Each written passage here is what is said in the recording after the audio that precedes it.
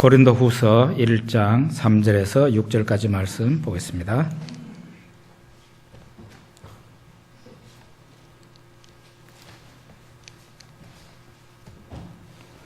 고린도후서 1장 3절에서 6절까지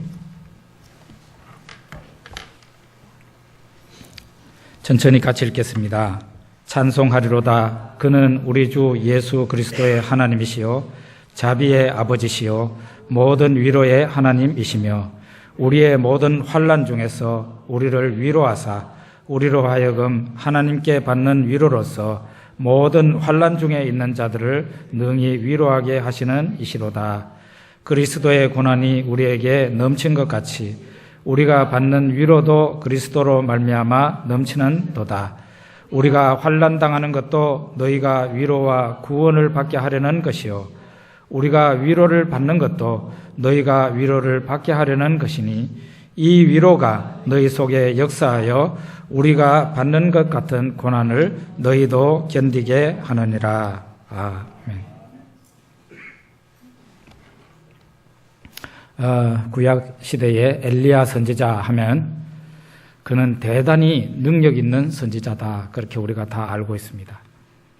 엘리야를 붙들려고 국왕이 군사를 50명을 보냈습니다. 엘리야가 저 위에 산 위에 바위에 올라앉아서 내가 하나님의 종이라면은 하늘에서 불이 내려서 너희들을 살을지로다 하니까 불이 떨어져 가지고 군사들이 50명이나 되는 군사들이 다 불태워 죽임을 당하고 말았습니다. 이런 일이 3번이나 있었어요. 엘리야가 마지막 승천할 때에는 요단강을 건널 때 물이 이리저리 갈라지고 엘리야와 엘리사, 뒤를 따르는 엘리사가 발에 물을 적시지 않고 요단강을 건너기도 했었죠. 대단히 능력 있는 선지자라고 생각합니다. 특히 엘리야가 왕과 백성들을 갈멜산에 모아놓고 바알과 아세라 선지자 850명과 대결을 합니다. 하나님이 참 신이냐, 너희가 섬기는 바알과 아세라가 참 신이냐, 그거를 결판짓는 대결이었습니다. 혼자서 하나님의 선지자로서는 혼자 나간 엘리야입니다. 그리고 850명의 이방신을 섬기는 선지자가 대결을 합니다. 그 대결에서 하나님의 하나님 되심이 증명되고 대단한 승리를 하죠. 이 승리의 소식을 이렇게 해서 일어난 일을 아합 왕이 자기 왕비 이세벨에게 오늘 일어난 일이 이런 일이 일어났소 하고 얘기하니까 이세벨이 사람을 엘리야에게 보내어서 내일 이맘때에 내가 너를 반드시 죽이겠다 그랬어요. 내일 이맘때에 내가 너를 반드시 죽이겠다. 그러니까 그 말을 듣고는 엘리야가 어떻게 했습니까? 도망을 갔다 그랬습니다. 광야 로덴나무 아래 앉아서 죽기를 구했다 그랬어요. 이게 사람이죠. 이게 사람이에요. 우리는 성경에서 위대한 대단히 능력받은 그런 종들을 보는데 그들이 매일매일이 그랬는 것처럼 그렇게 생각하면 오산이에요. 제가 예수님을 처음 믿을 때 제 옆에 앉아있던 어떤 사람이 그런 말이에요. 나는 매일 아침에 그분이 여전도사님이었는데 매일 아침에 일어나면은 하나님이 신방갈집을 다 보여주신대요. 저는 그 사람의 그거를 그대로 믿고 싶어요. 실제로 그랬을 겁니다. 그런데 그런 것이 항상 가겠습니까? 항상은 아닙니다. 잠시 은혜 주실 때 그랬다는 얘기죠. 엘리야와 같은 이런 능력 있는 사람도 하루 만에 그 신앙이 다운되어서 하나님 앞에 죽기를 구했다. 이런 못난 모습이 바로 우리 인간의 모습이다 하는 겁니다. 여호와여 넉넉하오니 지금 내 생명을 거두시옵소서. 하고 나 지금 하나님 앞에 가게 해주십시오 하고 기도하는 그 엘리야를 봅니다.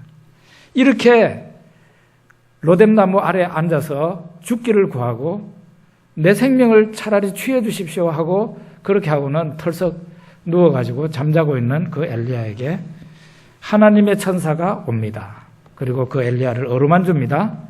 일어나서 먹으라 했습니다. 엘리야가 눈 떠서 일어나 보니까 자기 머리맡에 숯불에 구운 떡과 물 한 병이 있었습니다. 그것을 마시고 먹고 다시 누워 잤습니다. 그랬더니 또 하나님의 천사가 와서 어루만졌습니다. 일어나서 먹어라. 일어나서 물과 떡을 먹고 그 길로 40주야를 걸어서 모세가 그리고 이스라엘 백성들이 율법을 계명을 받은 그 하나님의 산 호렙에 도착했다 그랬습니다.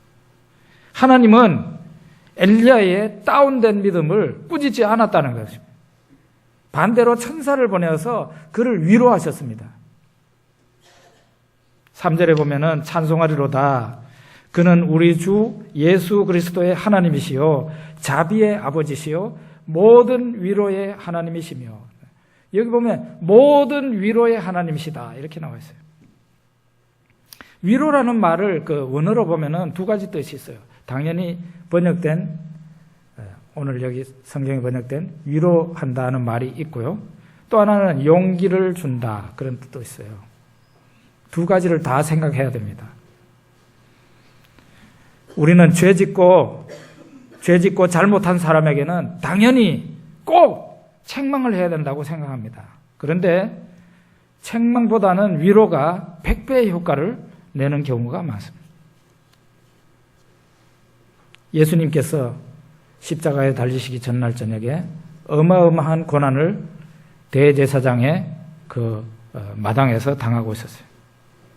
베드로가 그 마당에 들어갔습니다. 그 마당에서 불을 쬐다가 어떤 사람이 당신도 저 예수당이지 같은 당이야 하고 하는데 그는 3번이나 예수님을 모른다고 부인을 했습니다. 이 예수님이 가까이 있는 가운데 예수님이 베드로의 말을 충분히 들을 수 있는 그 거리에 있는데 베드로가 나는 저 사람 모른다 하고 말을 한 것이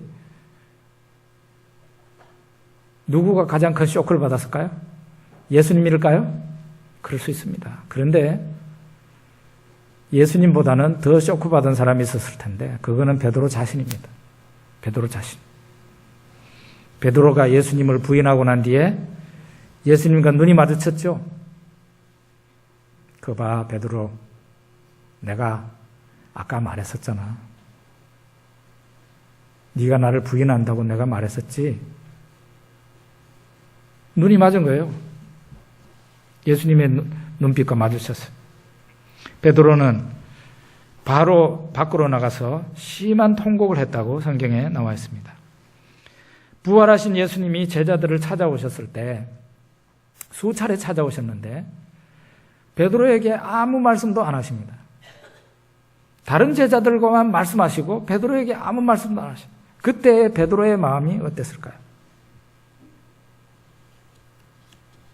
어느 날 베드로가 갈릴리 바다에 물고기 잡으러 간다고 했습니다. 제자들이 나도 간다 하고 같이 베드로를 따라서 물고기 잡으러 갔습니다.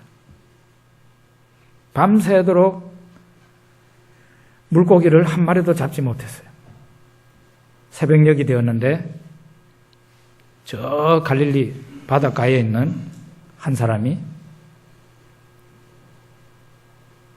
고기 좀 많이 잡았느냐고 소리 질렀습니다. 우리 고기 못 잡았다고 그러니까 그 물을 배 오른편으로 던져보지 얘기하니까 배 오른편으로 던졌습니다. 그랬더니 신기하게도 물고기가 어마어마하게 잡혔습니다. 그때 누군가 주님이다 하고 소리를 질렀습니다. 베드로는 거침없이 자기의 겉옷만 두르고 바다로 뛰내려서 헤엄쳐서 예수님에게로 갔습니다. 육지에 제자들이 올라서 보니까 예수님께서 숯불을 피워놓고 계셨습니다. 숯불 위에 떡과 물고기를 구워놓고 계셨어요. 여기 와서 조반을 먹어라, 아침을 먹어라 그리고 또 너희들이 잡은 그 고기도 더 가지고 와서 좀 구워 먹자. 이 못난 제자들에게 주님은 책망이 아니라 위로를 가지고 제자들을 세우는 것을 우리가 볼 수가 있어요. 충분히 책망을 할 수 있는 상황인데도 책망을 하시지 않고 주님께서는 제자들의 마음을 위로하시고 그들에게 따뜻하게 다가가시는 것을 볼 수 있어요. 아침을 먹고 난 뒤에 주님이 드디어 베드로에게 말씀하십니다. 요한의 아들 시몬아, 네가 나를 사랑하느냐? 요한의 아들 시몬아, 네가 나를 사랑하느냐? 사랑하느냐? 이렇게 3번이나 물었어요. 예수님께서 베드로를 혼내시지 않고 너는 나를 사랑하느냐? 하고 물었어요. 여기서도 보면 주님께서 책망 대신에 위로와 사랑을 얘기하고 계십니다. 이렇게 해서 책망이 아닌 위로로서 베드로와 제자들을 예수님께서 다시금 새로운 용기를 갖게끔 해서 그들을 세웠습니다. 사람들이 오늘날 위로를 필요로 합니다. 그렇죠? 위로를 필요로 합니다. 많은 사람들이 오늘날 마음이 힘들어서 잠을 제대로 못 자고 있어요. 장래가 불투명합니다. 잠을 못 자요. 학생들은 공부가 너무 힘들어서 잠을 못 자요. 사업하는 게 너무 힘들어서 잠을 못 자요. 어떤 사람은 가족 간의 갈등으로 잠을 못 자고, 어떤 사람은 육신의 질병으로 힘들어하면서 잠을 잘 자지를 못합니다. 그 무엇보다도 힘든 것은 자기 자신에게 실망하는 사람이 오늘날 엄청 많다는 거예요. 자기 자신에게 실망해서 너 그거밖에 안 돼? 너 그런 사람이야? 이렇게 자책하는 사람이 많다. 그래서 잠 못 자는 사람이 너무 많아요. 목사인 저희 가정도 아마 여러분 가정과 크게 다를 바가 없을 겁니다. 저는 제 아내는 그래서 TV를 볼 때요, 심각한 내용, 눈물 흘리는 내용, 싸우는 내용, 이런 거 다 우리 가정에서 아웃시켰어요. 심각한 내용 안 봐. 그리고 이렇게 말다툼하는 거, 그런 거 나오면 즉시로 다른 데 돌려버려요. 예? 하여간 무조건 편해야 됩니다. 예.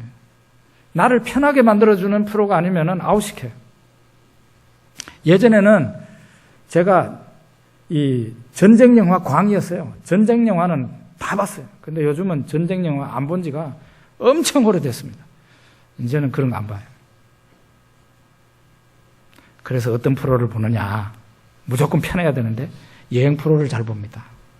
그리고 예능 프로를 좋아합니다. 재미있게 보는 예능 프로가요, 윤정수하고 김숙이 나오는 님과 함께, 예? 그 다음에 김재동이, 김건모, 또 뭐 이상한 애 하나 나오는 하고, 그 모친들 나와가지고 얘기하는 거, 미운 우리 새끼. 예. 아, 재밌어요. 그리고 삼시세끼, 뭐 이런 거 봐요. 예. 무조건 나를 편하게 해줘야 돼. 내가 왜 TV를 보면서 마음이 힘들어야 됩니까? 예? 마음이 편한데 TV만 보면 불편하다. 그거는 안 되는 거죠. 안 되는 거죠. 내가 지금 현재 마음이 편하지 않은데 TV를 볼 동안만큼이라도 내 마음이 편해져야지. 안 그렇습니까? 예. 목사가 이렇게 잠시라도 가벼운 TV 프로를 보면서 마음 편하게 있고 싶어 하는데 다른 사람들은 어떻겠나, 그런 생각을 해봅니다.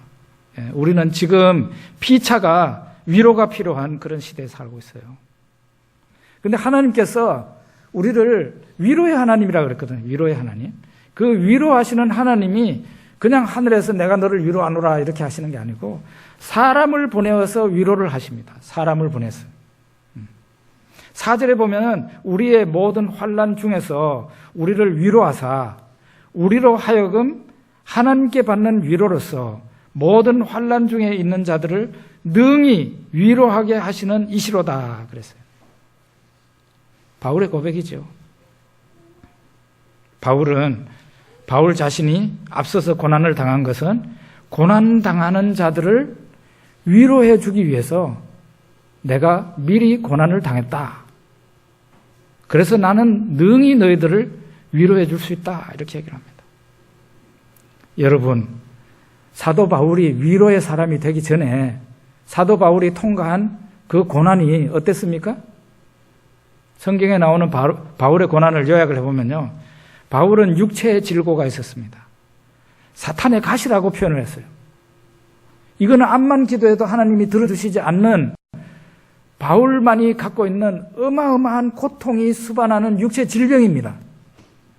거기에다가 바울은 육체 장애를 가지고 있었는데 어떤 교회에 편지 쓴 내용에 보면은 너희를 시험하는 것이 내 육체에 있었지만 너희들이 나를 천사와 같이 대접해 줬다. 이렇게 얘기합니다. 바울의 육체를 보면은 깔볼 수 있는, 무시할 수 있는 그런 몸을 바울이 가지고 있었다는 것을 의미해요. 바울은 또 핍박을 엄청 받았습니다. 유대인들이 집요하게 따라다니면서 핍박을 했습니다. 매를 많이 맞았고 돌로도 많이 얻어맞았고 죽을 뻔한 적도 많았습니다. 거기에다가 여행을 많이 했는데 바울은 선교 여행을 많이 했죠. 거기에다가 그 길을, 낯선 길을 가는데 강도의 위험, 나쁜 사람들의 위험이 항상 있었다는 거예요. 여러분 생각해보세요. 우리나라도 초기 우리나라 교회에 전도자들이 이 삼천리 방방곡곡을 돌아다녔습니다. 특별히 권서가라고 해가지고 성경책, 쪽복음을 이렇게 짊어지고 돌아다니면서 이 쪽복음을 파는 겁니다. 우리 민족은 책 읽는 걸 좋아하니까 책이라면 무조건 다 사는 거예요. 그래서 쪽복음을 많이 팔았어요. 그 사람들이 죄를 넘어가고 인가가 없는 곳을 다니고 그럴 때 그 옛날에 산적 같은 사람이 얼마나 많았습니까? 고개마다요. 많았어요.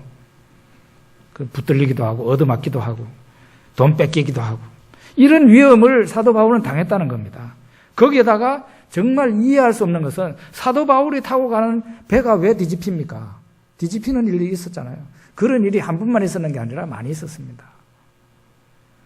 사도 바울은 물에 수장될 뻔한 적도 몇 번이나 있었다고 고백을 합니다. 다른 거는 다 이해가 되는데 저는 마지막은 이해가 안 되더라고요. 왜 사도 바울이 그 충성스러운 사람이 타고 가는 배가 왜 뒤집혀야 됩니까? 보호해 주셔야지. 그런데 이런 모든 고난을 사도 바울이 통과했기 때문에 사도 바울은 드디어 어떤 사람이 되었습니까? 고난받는 다른 사람을 위로하는 사람이 됐어요. 능히 위로하게 됐다 그랬어요. 능히.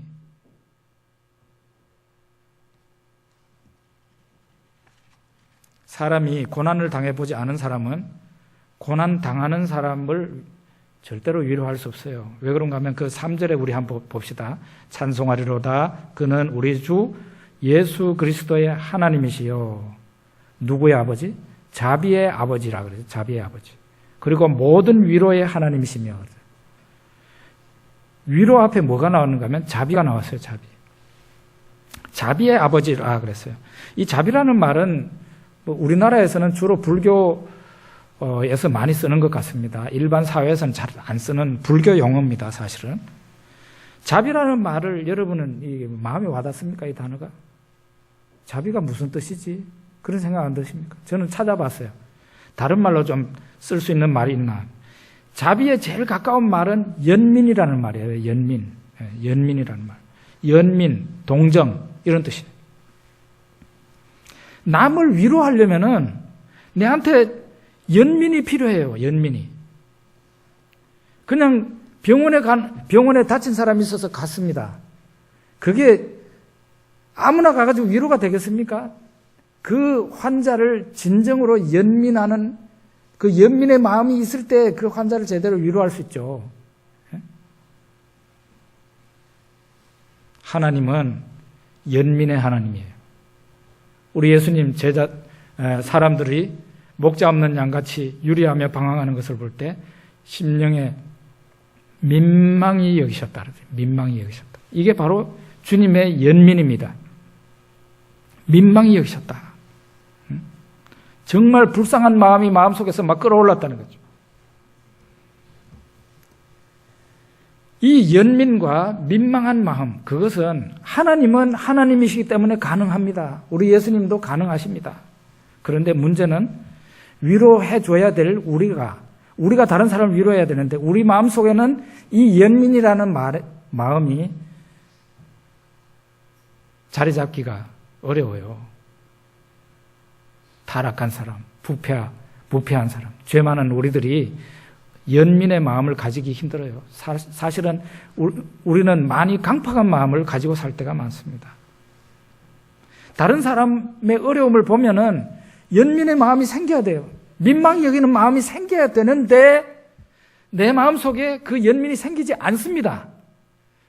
그러니까 위로하러 가서 엉뚱한 말만 해가지고 상대방 마음을 불질러 놓고 오는 경우가 많아요.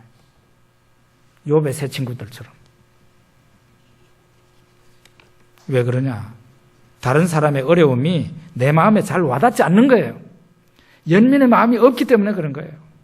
있어도 아주 적기 때문에 그래요. 그런데 우리가 어려움을 당해보면 고난 중에 마음이 아픈 사람을 연민의 마음으로 능히 그 사람들을 위로할 수가 있습니다.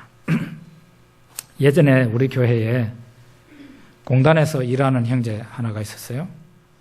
어느 날 그 형제가 큰 철제 빔이 떨어져 가지고 형제의 발목을 내리쳤어요. 당장 병원으로 실려가서 수술을 했지만 그 결합해야 될 부분을 완전히 결합을 하질 못했어요. 왜냐하면 많이 뭉개져 버렸기 때문에. 저는 그 형제의 그 발이 서서히 까맣게 돼가지고 나중에는 나무 토막보다도 더 단단하게 되어가는 과정을 내가 만져보기도 하고 보기도 했습니다. 나중에는 어떻게 했느냐. 목사님 절단해야 된대요. 그러더라고요. 제가 봐도 절단해야 되겠더라고요. 발목을 절단해야 되는 거죠. 제가 의족을 하고 있는 사람이라 의족을 어떻게 해야 되는지 알거든요. 의족을 어떻게 해야 편하게, 그나마도 의족이지만 큰 불편 느끼지 않고 다닐 수 있는지 저는 잘 압니다. 그 형제가 다친 부분을 그 부분에 의사가 좀 많이 절단을 적게 하면은 형제는 평생 제대로 걸을 수가 없어요. 차라리 한 2, 3cm 정도 더 잘라야 돼요. 더 잘라야 의족을 제대로 맞출 수가 있어요. 그러면은 의족이지만 피 흘리지 않고 건강하게 잘 다닐 수 있어요. 제가 그 병원에 갔는데 그 의사가 아는 의사예요. 아는 의사입니다. 교회 다니는 집사입니다. 우리 교회 집사는 아니었지만 다 기독교 학교 나오고 다 신앙생활 잘한다는 그런 집사예요. 그분에게 아는 사람인지라 부탁을 했어요. 당연히 환자하고 얘기가 된 거예요. 조금 더 잘라달라고. 그랬더니 이 의사가 나중에 막 화를 내는 거 있죠, 내한테. 정말 지금 생각해도 얼마나 화가 나는지. 에? 제가 그 병원 앞을 차로 몰고 지금도 다닙니다만은 정말 쉽게 용서가 안 되는 사람이에요. 용서가 안 돼. 나중에 의사가 저한테 화를 막 내더라고요. 끝까지 들어주지 않았어요. 의족을 한 형제는 그 후에 많이 고생하게 되었습니다. 그 의사는 환자의 불편을 생각하지 못하는 그런 사람이에요. 의족을 해보지 않은 사람은 의족한 사람의 그 불편과 아픔을 잘 모릅니다.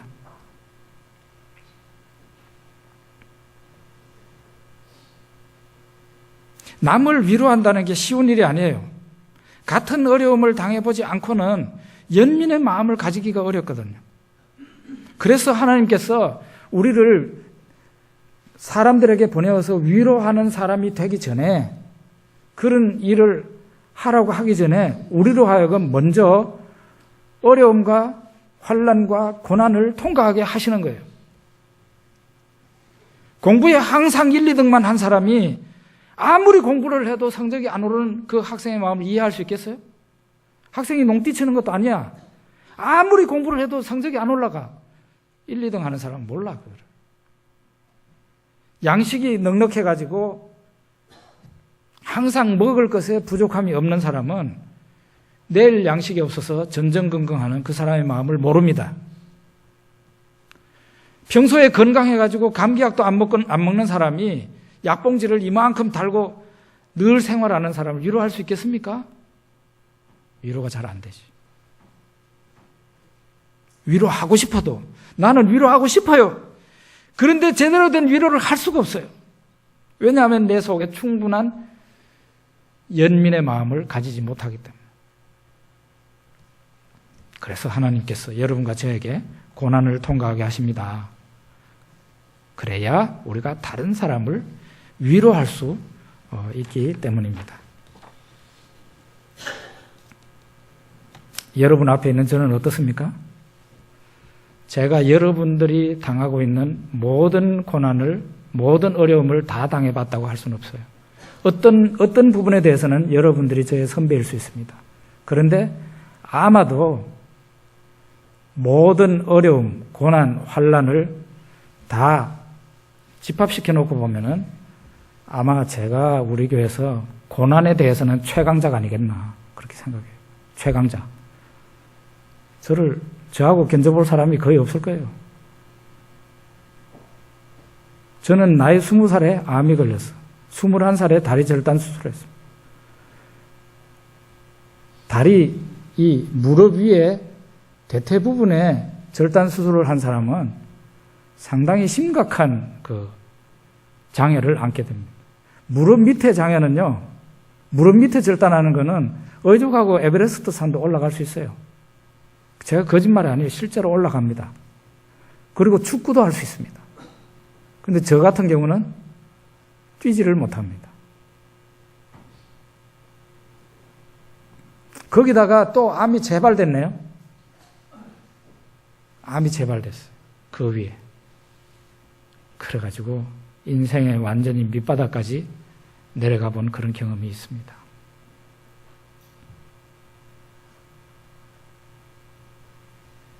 저는 믿기 전에 대학 다닐 때 저희 부모님은 잘 모르는 그런 어려움이 저한테 많았어요. 실제로 저한테는 양식이 거의 없었어요. 먹을 양식이. 그래가지고 친구들 집을 전전하면서 돌아다녔어요. 추석에도 집에 가지 못하고 제 친구 형님 댁에 가가지고 추석에 그 밥상에 같이 앉아서 밥 먹는 그 맛이야말로 정말 죽을 맛이에요. 응? 그런 것도 당해봤어요.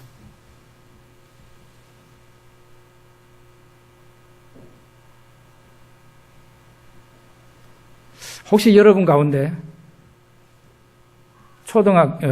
중학교, 고등학교 시절에 학교에서 등록금을 제때 안 냈다고 집으로 돌아가라 그래가지고 그거 경험한 사람 있습니까? 저는 수차례나 돌아가 봤어요. 그것도 집으로 돌아가도 어머니, 아버지를 만나는 게 아니라 제가 큰 집에서 생활했는데 큰어머니, 큰아버지를 만나서 등록금 안 냈대요. 이 말을 해야 되는데 얼마나 힘들겠어요. 그리고 감수성이 매우 민감한 초등학교 6학년 때부터 고3 때까지 큰 집에서 있었습니다. 저는 당연히 나가서 자취하고 싶었죠. 집에 올 때마다 부모님한테 얘기를 했어요. 부모님이 우리가 할 만큼 충분히 했으니까 너는 거기에 가서 떳떳하게 살아 있어도 괜찮다라고 얘기를 했지만 저는 하루하루가 남에게 패 끼치는 삶이었어요. 그래서 저에게 지금 현재도 마찬가지인데 제가 가장 고통스러워하고 참지 못하는 것은 내가 남에게 폐를 주고 있다는 생각이 들면 저는 거기에서 어떤 경우에는 비이성적인 행동을 할 수도 있어요. 저는 정말 다시는 그런 경험을 하고 싶지 않습니다. 남에게 폐를 끼치는 삶을 살고 싶지 않아요. 예? 이런 것이 제가 당한 많은 어려움과 거쳐나온 어려움이 다른 사람을 위로하는데 상당히 도움을 주죠. 상당히 도움을 줍니다. 4절에 보면 우리의 모든 환난 중에서 우리를 위로하사 우리로 하여금 하나님께 받는 위로로서 모든 환난 중에 있는 자들을 능히 위로하게 하시는 이시로다. 그리스도의 고난이 우리에게 넘친 것 같이 우리가 받는 위로도 그리스도로 말미암아 넘치는도다. 그러면 이런 얘기 할 수 있는, 우리가 그러면 내가 고난을 받아봤으니까 다른 고난 받는 사람, 나하고 똑같은 고난 받는 사람을 위로할 수 있겠네. 그런데 거기에 하나 더 추가가 돼야 돼요. 뭐냐면은 다른 사람의 고난을 위로할 수 있으려면은 이전에 내가 고난을 당할 때 훌륭하게 잘 극복이 되어야만 해요.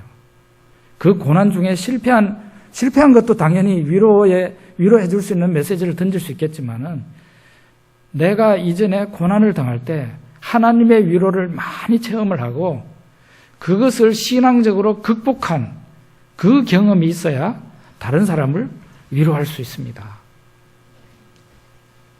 사도 바울이 고난당할 때 만약에 사도 바울이 울고불고 짖자고 했으면 남을 위로하는 사람이 될 수 있었겠습니까? 사도 바울은 오히려 고난 중에 기뻐했죠. 사도 바울이 고난을 당할 때 신앙의 대열에서 탈락했다면 고난당하는 성도를 위로할 수 있었겠어요?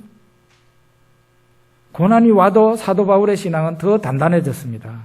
그러니까 위로하는 사람이 된 거죠.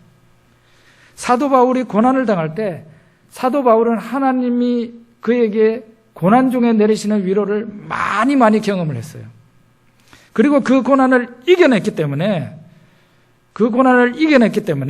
고난당하는 다른 사람을 위로하고 용기를 줄 수가 있었어요.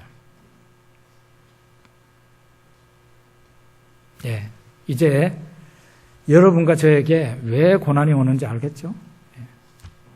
저도 제게 왜 어려움이 오는지 한참 동안 이해가 안 됐어요. 이게 풀려지지 않는 수학 문제하고 똑같아요. 왜 나에게 이런 어려움이 오나?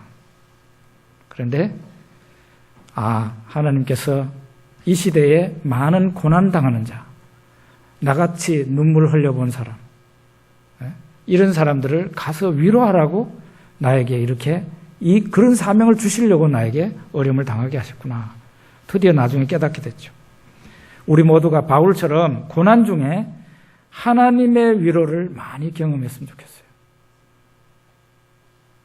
여러분 고난 당하십니까? 하나님이 여러분들을 위로할 준비가 다 돼 있어요. 제가 어느 날 예전에 목회할 때 한 분은 새벽기도 마치고 개인기도 하는데 제가 정말 위로를 받아야 되겠다는 생각이 들었어요. 누구의 위로? 하나님의 위로를 좀 받아야 되겠다는. 제가 그래서 하나님께 기도했어요. 하나님 아버지, 절 좀 오늘 중으로 위로 좀 해주세요. 기도를 했어요. 오늘 중으로 위로 좀 해주세요. 그런데 그 한 날이 다가도록 아무 일도 없었어요.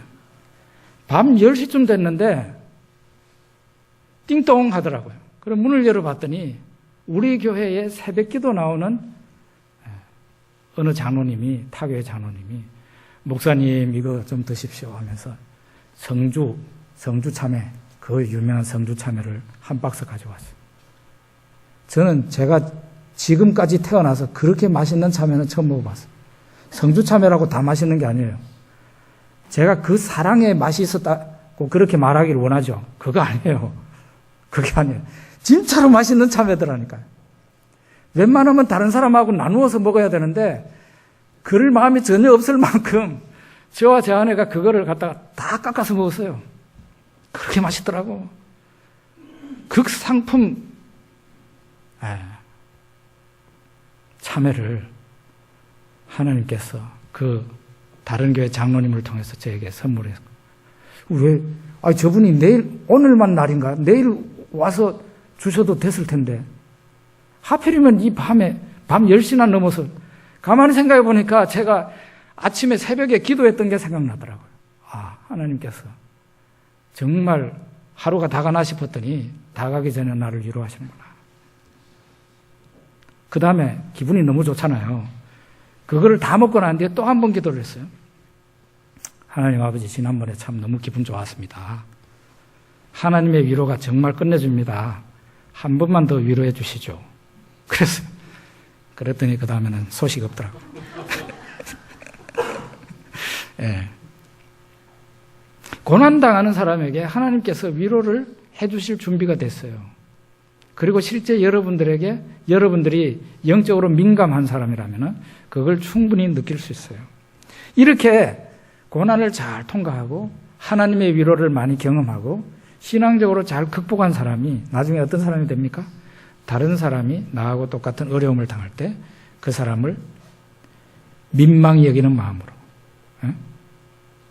그리고 연민의 마음을 가지고 충분히 그 사람을 위로해주고 그 사람에게 용기를 북돋아 줄 수가 있습니다. 우리 성안교회에 이런 분들이 다 되시기를 바랍니다. 기도하겠습니다.